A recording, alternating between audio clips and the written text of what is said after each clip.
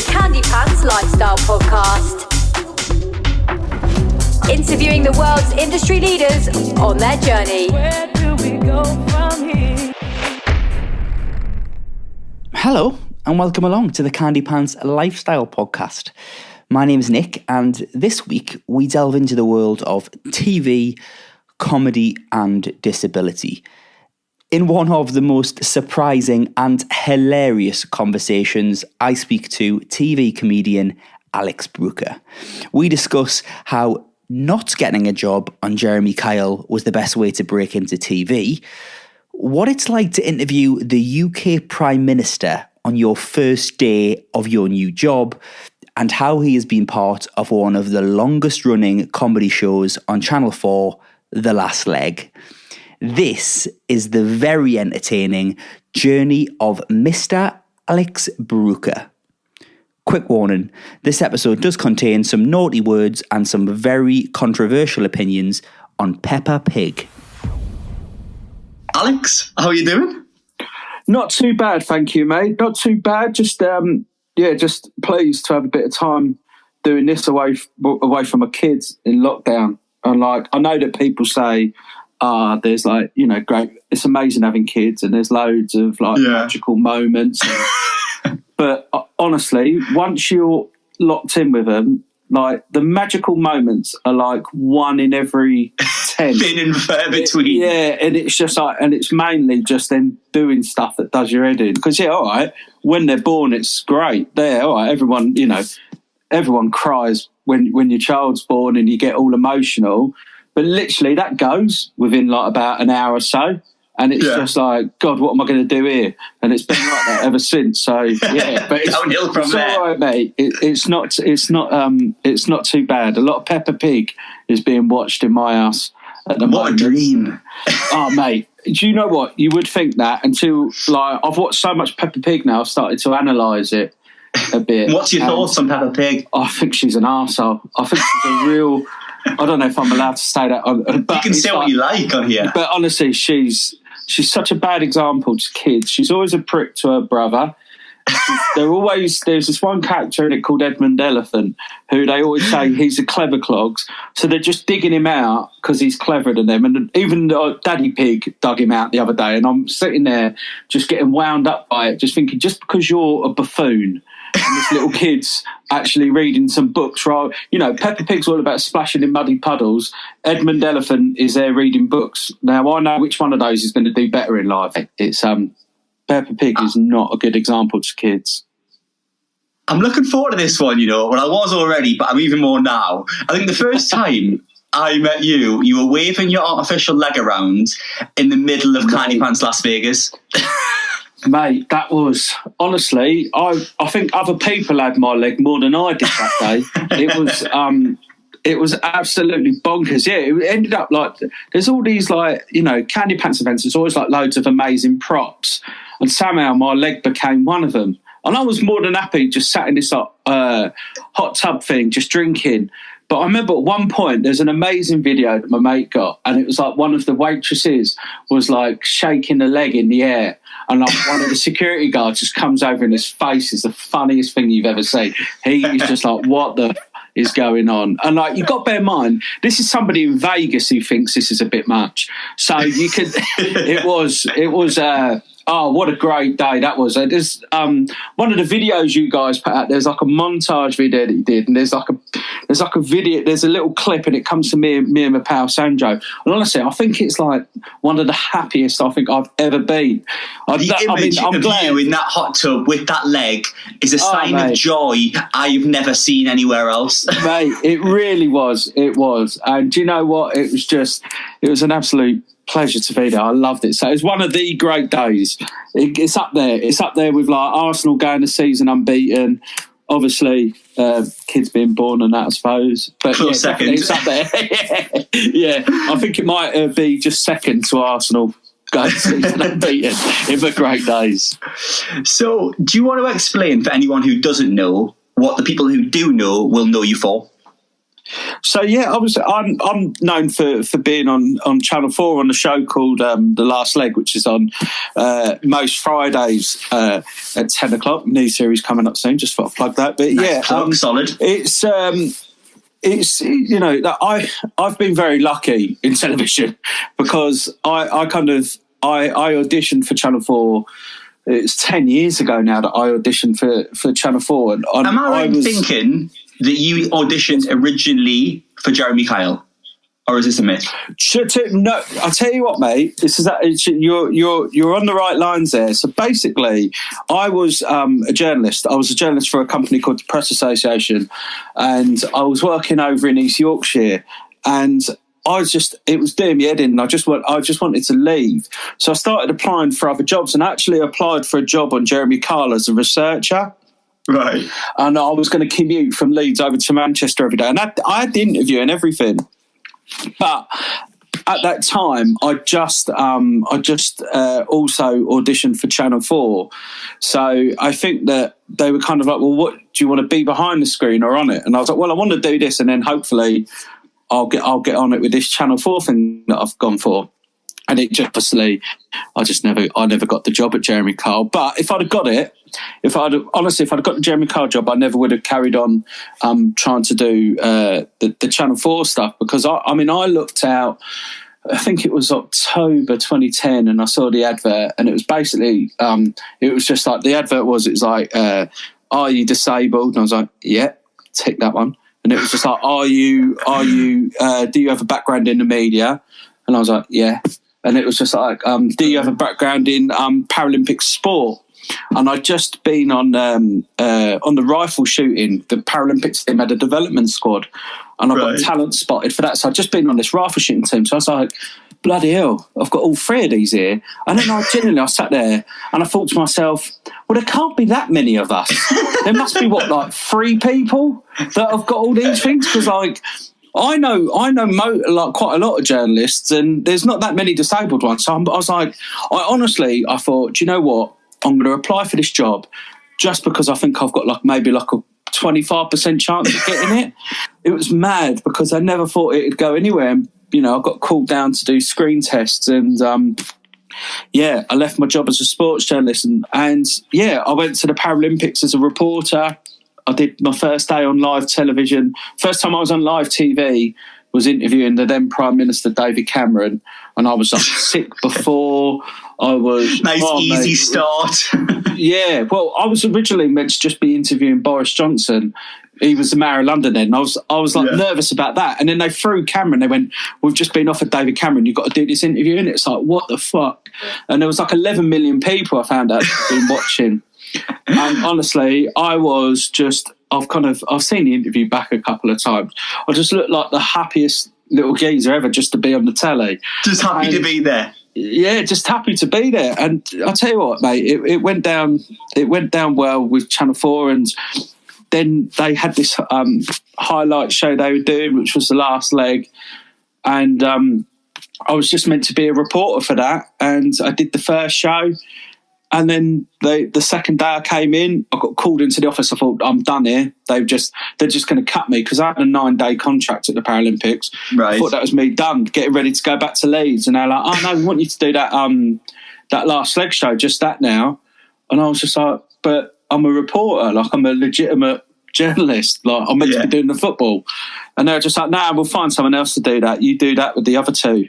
And I just think it just goes to show the standards in British television are not as high as what people at home like to think. I cannot stress that enough. It's like, if people sit there and just think, I'd love to be on telly, but I don't think I've got it. Chances are you do in spades, honestly, because if I can get on it and blag my way on it, then bloody hell, anybody can. I've been really, I've been fortunate. It's been hard work, but it was mad. When I think back to 8 years ago, just all of a sudden, overnight, the Twitter went up and stuff like that, and people started recognising us and things like that. It was just bonkers. What was that like to get kind of to suddenly they've taken you from doing reporting at the Paralympics, which in itself was mental enough that you've had to do David Cameron on your first day. Yeah. But then you've ended up doing what is a comedy show. What was it like to get kind of essentially moved from one to the other? I couldn't understand what was going on. I understood being a reporter. In terms of comedy, I mean, there'll be people who'll be listening just going, well, he ain't funny now, so I don't know what he was like then. But it was just a case of like, I relied massively on like the stories that I'd had. I remember there was one bit we had Freddie Flintoff on the first show I did. Yeah. And we played rock, paper, scissors. And the joke behind it is that when I was younger at home in Kent, my pal Paul always used to say, like, we decided whose round it was, and they said, we'll do rock, paper, scissors. And he went like, piss off, all the Brookers look the same, so how are we going to know? And it was really funny. And so I played rock, paper, scissors with Freddie Flintoff. And every time I just did the same, like just put my hand out, and he'd be like, what's that? And I'd be like, rock. And I'd just say whatever would win. And it was, I mean, fair play for going along with it. But I mean, it was just stuff like that, and people seem to like it. And since then, I've had to kind of work a lot.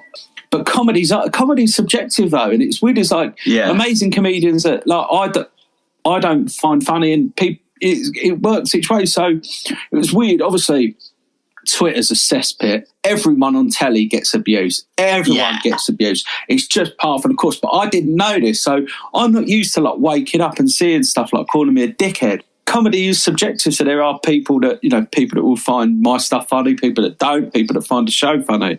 And the thing with comedy, more than, I think it's weird, it's like comedy and football. People are so opinionated about it. They'll say this comedian's crap or this footballer's shit. And the reason why is because people also, more often, a lot of people have thought they were a bit of a player back in their time. And they go, I was close. Yeah, if I hadn't have done my knee when I was 15, I would definitely reckon I could have made it. It's like loads of people, obviously loads of people think they're funny. So it's just, there's a lot more to it, like in terms of the craft, really, especially when you're doing live, which is like, Last Leg is live every Friday. And when you're talking about some of the new stuff, I mean, you've got to be so careful, especially offending people. Bloody hell, honestly, pal, people get offended by everything. You could say anything now, and there will always be someone that's offended by it. So you just got to try and like minimise the offence, or try not to think about it. And just, have you ever had one on air where you've gone, this is going to be a problem? This is a problem. Yeah, there's been a couple. There's been a couple where I thought, I'm getting. The thing that like we got is obviously because there was all the Brexit stuff. And it was just like that dragged on for ages, and that was big in the news, so the show kept talking about that, and it got quite political. And you got people who were just like, you can't slag off Jeremy Corbyn and stuff like that. Yeah. And it was I mean, honestly, like Labour fans are like worse than Arsenal fans on Twitter. Honestly, they are rife. Like Labour fans TV, how they haven't done that yet, because that would absolutely blow Arsenal fans TV out of the water. They are so. Like they get and they hunt you down as well. There's like hundreds of them that will start bombarding you, and it's just. I remember social media is a funny one though, isn't it? Like I've got a mate who's a footballer, and he said, "Mate, the thing I never understand is when you've had a bad game, they tweet you and tell you a shit, and it's like, listen, I was there. I'm fully aware I was shit. Nobody knows more than me." Mate, it's exactly, honestly, like, I don't need some geezer on Twitter to tell me that joke didn't go well. I heard the silence in the room. Like, that's how it works. You get a reaction straight away. If they laugh, it was all right. If they don't, it wasn't. It's dead easy. Like, some of it gets personal. I remember, like, my mum on Twitter, she was awful on it. And she still, every now and again, she still tries to pull a sly one. But start tweeting people back, because obviously stand up for you. She wants to stick I love up that. for a boy. But I've had some terrible stuff. I always have. It gets quite like disability personal. So I've had some pretty bad ones. I've had some really grim ones. So how did the Last Leg thing develop? So you've gone from, obviously you just kind of almost got dumped on there, but you've now done like 15 series or... Mate, I think, you know what, I think it might be even more. I think we did our 200th episode not long ago. I've lost count of them now. It's we've done so many, And it's just, I mean, last leg was just meant to be a highlight show at the Paralympics, and it just went really well. And the audience seemed to take to the three of us, myself, Adam and Josh. And I remember they wanted to do a New Year's Eve special in 2012. And we kind of did that, and we kind of talked about, obviously, other stuff rather than Paralympic sport. We talked about other stuff in that. We talked about the year's news, and it just seemed to work. And they were like, why don't you do that every week? And we just gave it a go. And it was just, the good thing about the news is it's always moving, and there's always something there. Yeah, there's always like a room for comedy. It's sometimes hard to find the angles, but there's always something. There's always some weird stuff going on, something mad that someone has said or done. That's what's kind of made the show feel a bit fresh. If I'm being honest, I think, like, obviously Brexit stuff and that it got to the stage where everyone was doing their nutting at the start of the year. And I think it got to a stage with Brexit where it was like, you're going, I don't even find this funny anymore. I just can't be asked with it. No matter, it wasn't even like that. That's whether you voted in or out. It didn't matter. Yeah. It was just doing everyone's head in. That's the toughest story that I think that in a way that kind of end bit of Brexit was the hardest we've had to work. We've covered we've covered all sorts on the show. We've covered Oscar Pistorius and like shooting his missus on Valentine's Day and things like that. And it's just like, we did that live, and you've got to be careful. And it's like all these different stories. But that was a toughie. I suppose the elephant in the room that I've got to ask you is, do you want to, just for some people who don't know, what is the story with your disability? And people who are listening about people waving legs and that in Vegas, they'll be thinking this is absolutely bonkers. I don't have a condition or anything like that. I just kind of came out as is, and I was born without one of the bones in my lower right leg. I think it was a tibia. So I only had one of the lower bones. So I had to have my foot amputated when I was 13 months old, just at the ankle. I had to have my foot just at the ankle, like it's just like, just a little trim. Small job. It's just a bit off the top. But I had it taken off at the ankle when I was 13 months old. And obviously I've got some like hand and arm problems as well. I don't even know what to really call it really, but I've got the nearly a full house of like limb issues. And the thing is, I think the thing for me is sometimes people have said, well, how can you joke about it? And it's like, well, it's kind of two big reasons. Is like, one, it's like I don't know any different. So people because I'm lucky in the sense that, like, first of all, one is that my disability is really like they allow me to live an independent life. So I drive like a manual car, which people find bonkers because they're like, well, how would you do this? And people just assume that you can't do stuff.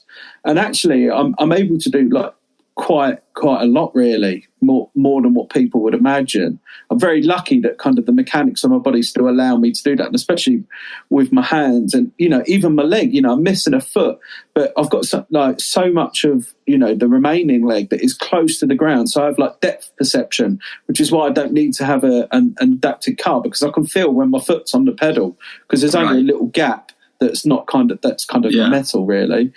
So I'm really lucky, and I don't know any different. People lose legs and they have to get back to walking and stuff like that again, and they know the pain and stuff like that. I didn't. It all happened when I was a kid. I don't know any different. It's like, to me, putting on a leg is like putting on a shoe. It's not. It's weird in a way. People would think, oh well, you must have had it hard, but I don't really associate being disabled with having like the hardships that you. Did you have a hard time growing up or not? Nah, not really. I know it sounds odd, and it's like I've always wondered whether I've just like got some like repressed memory. One day, someone's going to like flush a toilet, and then I'm going to start like sobbing uncontrollably at the idea of all the bog washes that I've got at school that I've forgotten about. But genuinely, I didn't really. I obviously, people knew I was different, but I think because I'm quite outgoing, it didn't. I think even the pricks at school, they're like fair play, and I think that I was kind of left alone. Also, I made mates with like the harder kids as well. So like strong strategy that, yeah. Yeah, I had like my pals were like people who kind of like they were the bullies. Like the kind of play. Yeah, they were. Some of them were, and like and it's just. They they all look. I was looked after really. If you can't beat them, join them. Well, yeah, exactly. Yeah, I tell you what, I did a joke. I went back to my old school years ago. I did a prize giving thing, and I did a joke about saying that I never got bullied at school.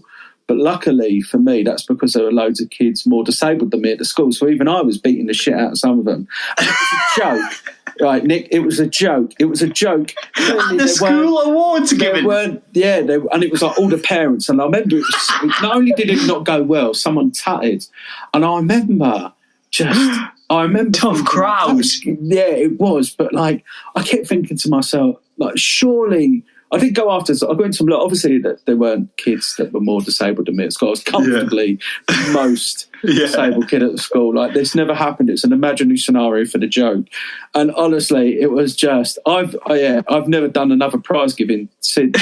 Never asked back. They've never asked me back. And it was just. It was one of those like mad things. But I didn't really have a hard time at school. Like a little bit. Like no different to anyone. I don't envy any kids that go to school like these days. Well, they're not. Kids are brutal. But yeah, it is. It's brutal, mate. Also, social media. Jesus Christ. It's like that's a different ball game. You know what I mean? It's like... you can't even leave school. It's constant. If you're getting a hard time now... God, but man, I went to school. They weren't like... I mean, mobiles only came in when I was like... So what was it, like 99, 2000? So... I think I was quite fortunate, really, and I kind of now, with some of the charities I work with, I know there's like kids who kind of have disabilities that have it a lot harder, and I try and like make them. That's one of the best things I suppose I've been able to do with the telly, and I don't mean this in an arrogant way, but it's like when I was younger, there was no one who looked like me on telly, and I thought it was because people must have thought. Honestly, and I still thought this well into when I started at Channel 4, and it was that obviously society doesn't want disabled people on TV. They might think we look too weird and stuff like that. And I honestly believed that was like the whole me being on TV wouldn't work for that being one of the reasons. And it was actually quite a misconception. But when I was younger, there was nobody really disabled on the telly. So it's like it's nice now to be able to kind of fly that flag a little bit for some young kids, and obviously flying the flag. You do that. You're doing that scope. Is that right? You do the scope charity now. Yeah, so I'm involved in a lot of charities. I did the scope. I did their End the Awkward ads years ago, which I really loved. I think that a big thing about I go and do like talks at companies and they're like, how can we be more disability aware? And it's just like. You've got to relax. It's one of those things where it's just obviously if you see something different for the first time, it is a human nature to go like or do like a double take. It's a fact. I do it myself with other things in walks of life, and if I see something, it's just a case of desensitizing yourself to it and how you move forward. So being awkward is our way, I think. Obviously, if someone's a prick, you know it instantly. But sometimes people are just awkward. They go like, "Oh, how do I shake your hand here?" And it's quite awkward. But genuinely, they're just like, "What? How?" And do you know what, mate? I went to the Paralympics in 2016 in Rio. In the opening ceremony, all the athletes were coming round and they were all shaking hands with everyone. I see this woman who had like one finger, and even I went, how do I even do this? It was me thinking it. Yeah. So I get it. So you get it. It's just, I think that like inherently people just want to do the right thing. And I like those Scope End the Awkward ads and that kind of, and that, I think that humour is a nice leveler, I think, and that's kind of the way that I've always tried to approach like comedy and kind of the other work I've done, really.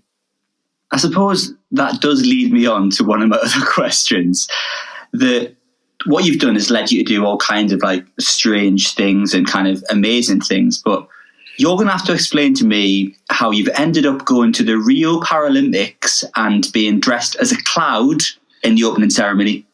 Yeah, mate. That that was one of those things, right, where you go into work and they were like, oh, you're going to get to be in the opening ceremony. And it's just like, oh, awesome. It's like, don't tell us what we're doing. Because you've got to bear in mind, that was at the American Art. And all me and Josh kept thinking about was, we're going to be at the American Art. We're going to walk out onto the American Art. And as football fans, you're like, oh, my God, like you're losing your minds at the idea of it.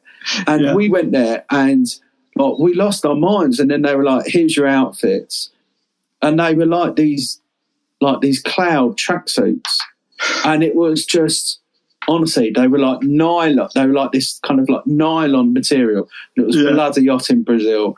And I remember they gave us these like little cloud like Converse with them. And I wish you had to give the outfits back afterwards. But I wish I'd have kept those. Why did you have to give them back? What were they going to use them for? Mate, I don't know why anyone would have wanted mine because I sweat right through it.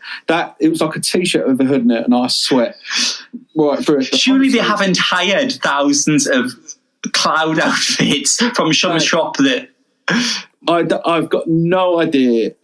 I was so desperate to keep it because it was dead comfortable as well. I mean, it was hot, but back here I'd have loved to rock around Huddersfield in it. And it was one of those moments where we walked out and it was like, oh my goodness, this is amazing. But then obviously we had to do loads of dancing for like 3 hours. And we're there and we're just like, how do we get out of this thing? Because normally telly, you'll film a bit of yourself doing something, but it's only about half hour of it. And it was just like, oh God, I was so tired by the end of it. We were just jumping around like idiots. But it was, Rio was great fun. That was a great Paralympics. And obviously I was dead looking forward to Tokyo this year too. But that'll wait until next year now. But it was, Rio, that day in the opening ceremony was just... It was honestly, again, that's up there in one of the great moments of my life. Walking out into the American Art, that was something unbelievable. It's a shame you didn't keep the tracksuit, isn't it? I mean, you could have seen if they want you back, mate. Do you know what? Maybe there's demand for that. There was talk of getting us involved in the Tokyo one. So, and I again, as a cloud or as a new. Do you know what? I think I might have moved on to like a different type of I don't know, a tree or progressed. Something. Yeah, but I was I just said to them again, don't tell me what it is, don't tell us what it is, let us find out at the time, because it would just be all eater. So God, I don't know how you go better than a cloud, but as long as it's safe, I'm up for it. But I've done all sorts of mad stuff on last leg. Tell me about it. So obviously I'm a very professional podcaster by Podcast 3 or whatever we're on now. So I've done my research about you, and obviously I'd met you. I'd known kind of what you'd done. But, you know, after a while you dig into things on the internet and find other things you've done. And another random one. So you've done a cloud at the Paralympics opening ceremony, and then, you know, maybe I'm glossing over this a little bit, but somehow you've been roped into what, as TV concepts go, is, to me, sounds one of the most random concepts in the world. It's, do you fancy swimming the channel with Wes from Love Island and Odge?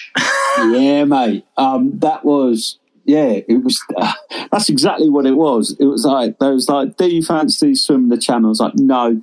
Do you fancy doing it with Simon from Blue? Yeah. All right. Of course. Simon from Blue. And it was just, again, it was one of those things where I, you know, at the start of it, I kind of, you know, it was for a good cause. It was to stand up to cancer. You had to meet certain criteria in order to get yourself to the channel. There was going to be 10 weeks or so of training. And I remember saying to my agent, well, I won't make that qualify. Like, to qualify, you had to swim non-stop for 2 hours. And none of you could swim in the first place, is that right? No, none of us could swim. I think some of us could swim well, or not well. Some of us could swim a bit better than others, but everyone kind of had their own issues with swimming, whether it being kind of mental or physical. And obviously for me, I'm not exactly built for swimming. So I'd done a bit of swimming in my time, but I wasn't exactly built for it. But I just assumed I would never get good enough. And it got to the stage where I just got into it. I was so desperate to do it in the end. And it was hard work last summer. Honestly, man, it was just, it was bonkers. It was like... Do you know what? It was one of those things where, because obviously all the other stuff I watched before knowing I was going to interview you, I kind of went into it thinking that it was going to be quite funny and it would just be a bit of a laugh. You know, it was almost a bit emotional, wasn't it? Because for you, it became quite a big thing. For me, like, there was the clip, the big clip that kind of everyone saw was, and I got dead upset when I couldn't do it. And it was just frustration that my body wasn't doing what I wanted it to. Very rare in my life that I suddenly feel very disabled. Those moments are very few and far between, but that was one of them, and it was really kind of like visceral. And whether the cameras were there was neither here nor there, to be honest with it. It was just, I was frustrated at myself because I knew I could do it. When I look back on it now, it was stupid that we went after 30 seconds. You need to acclimatise for at least a few minutes, and actually we did that with all the other swims. Why we were told to go after 30 seconds? Because I got cold water shock, so I wasn't moving. So that also, ignoring what's wrong with my body, that is also a big problem that anyone can have. That's why a lot of people end up drowning when they go in the sea or lakes and stuff like that. They get cold water shock, and that was a big problem for me. And I remember, like, they were keeping an eye on me, and they were keeping an eye of me, kind of if I was going to get pneumonia or something like that, because if you start slurring your words, it's like that's when they know you're on the way. And I ended up getting moving. I struggled for a while. I ended up getting moving, and it was purely, I think I was a few minutes away from them calling it. Because some of it was hardcore as well. It wasn't just a swim. It was like at night, in the dark, the waves. No, it was so hard. It's the toughest thing that I've done, and it was just, you know, some of it was amazing. I mean, some of the training we did last summer, you know, I'd go to a lake in Pontefract, and obviously in the normal swimming pool, you just have to turn around all the time. So you're always worried that you're going to bang your head or something. Mm-hmm. In that, it's literally just go around, and I'll just be on my back swimming, and it's like an hour would fly by, and it was just amazing. But during that, I got injured. I ended up doing my shouldering twice. In the end of the 10 weeks or so of training, I was injured for 6 of them. Yeah. So I ended up getting, not only swimming, but getting to the channel off with 4 weeks training.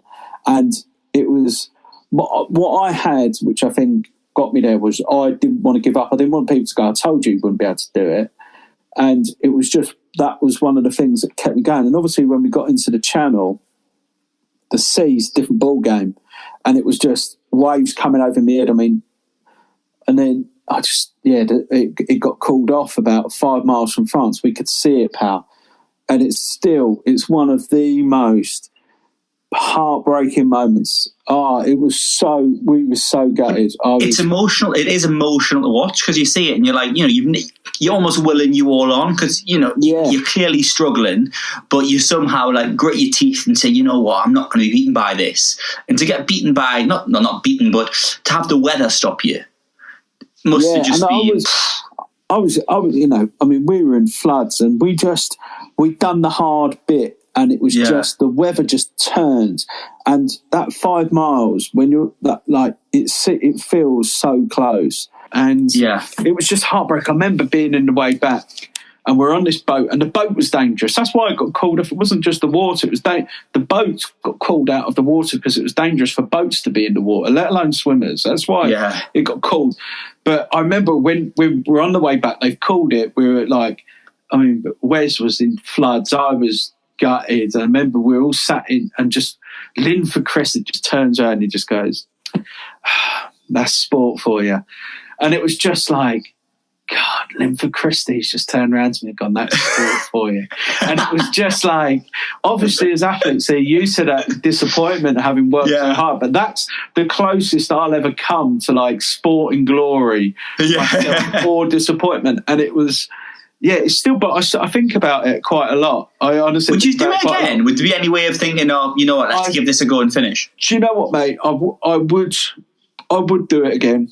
If Channel 4 got us all together and we had a strong enough team, I'd definitely give it another go. It feels like I didn't, you know, because like Josh and Adam always joke to me last second ago, well, technically you didn't swim the channel, you swam in the channel for a bit, which anyone does if they go to like Folkestone for a bit. They swam in the channel. That's what you did. You didn't swim the channel.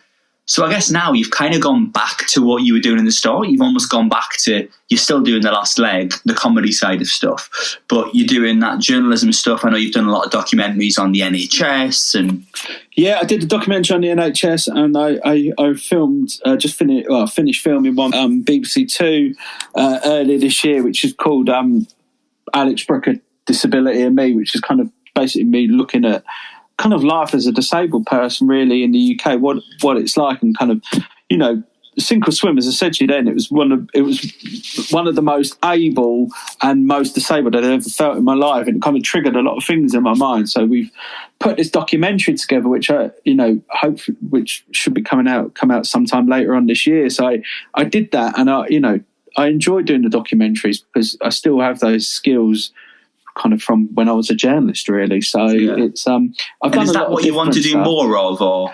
I enjoyed the documentary. I think my big goals are kind of hopefully trying to do a bit of stand up and seeing how that goes. I'd love to one day get my own kind of sitcom. I think that there's a big gap in television at the moment. There's not that many disabled people in kind of sitcoms and things like that, and the fact that, as we said, that like we live normal lives. It's not like we don't just all meet up with each other and stuff like that. It's just like we have like kids, we get married, we get boozed up in Vegas, we have people dancing with our legs like these. I mean, obviously I realise it's not just the average life, but it's like we do normal what you call normal stuff, and I don't think that's fully been portrayed on screen yet. I think always when there's disabled people on screen, it's always kind of all just about that, and it's just, I think that there's a gap for it, and I'd love one day to be able to kind of do like the first kind of big disability sitcom if I could.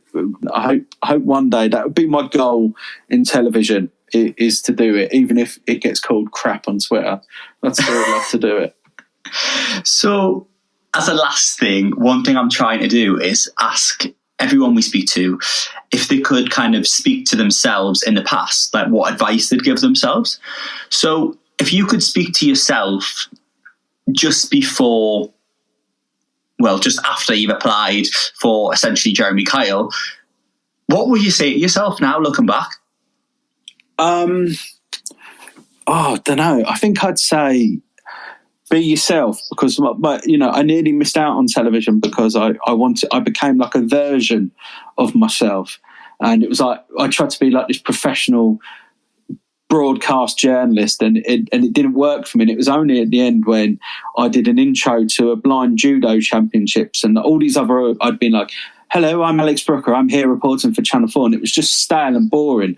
And I got the ump about it, and I got the ump because I'd got a bollocking by the trainers, and I just started this. I reported from this blind judo championship, and I just went, hi, I'm Alex Brooker, I'm reporting here for Channel 4 from the European Blind Judo Championships in Crawley. Yeah, I didn't know it was a thing either. And that was like, and that's how I started it, and I kind of made a kind of a joke of it, and that kind of turned things around for me. And I would say that to try and, don't be too frightened of it, and just I mean, I should be still now though. I overanalyze every job that I take. Oh, well, how will this go? What will people think? And you can't be like that. If I could give myself some other advice, I'd go back to when I was like 19 or 20, and I'd just go like, Alex, like the birds, the reason why they're not going for you, it's not because of your women, sorry, not birds. The women, the reason why they're not going for you, it's not because of your arms and your leg, it's because your chat is shit. And that is, you have no chat. And that's why it was like, I remember like always being like dead worried about like taking my leg off and stuff like that, and it was just, that's not, I don't really care. And it was like that was like my big, I always think back to that time in my life, because I had zero chat, I had no banter. I was just like, I remember meeting a girl at university, and just saying to her, like, she was an Arsenal fan. I was like, oh, do you want to come back to mine to watch Arsene Wenger's Magic Hat? 97-98 season review. And it was just, or 2001-2002 season review. And I genuinely said that to her, and she came back to mine and she watched it and then went. That was the sort of my level of chat, was Arsenal DVDs. You know, I was... Alex, 19-year-old you sounds like 19-year-old me, if it's any consolation. Mate, 19-year-old me. Well, I was more depressing because I was a Newcastle fan. But yeah, mate, 19-year-old me, it was just... Yeah, the leg looks after itself. It's got like a little homing signal on it. Don't worry about it. That's what I'd have told myself. That's why I'm so relaxed about people dancing with it in Vegas, mate. It always comes back. It always comes back in the end. Alex, you know what this has been? I kind of thought this is what might happen after starting to do my research into you, but this has hands down been the most random, unique, but at the same time kind of strangely inspirational podcasts we've done so far. So honestly, thank you so much, mate. This has been the journey of Alex Brooker. So that's it. Another episode of the podcast in the bag. Don't forget, as well as the podcast, the very first show from Candypants Radio is now live too. You can find that in pretty much the same places you found this. Just search Candypants in the Apple Podcasts search bar. Thank you very much for listening. This has been the Candypants Lifestyle Podcast, and we'll see you very soon.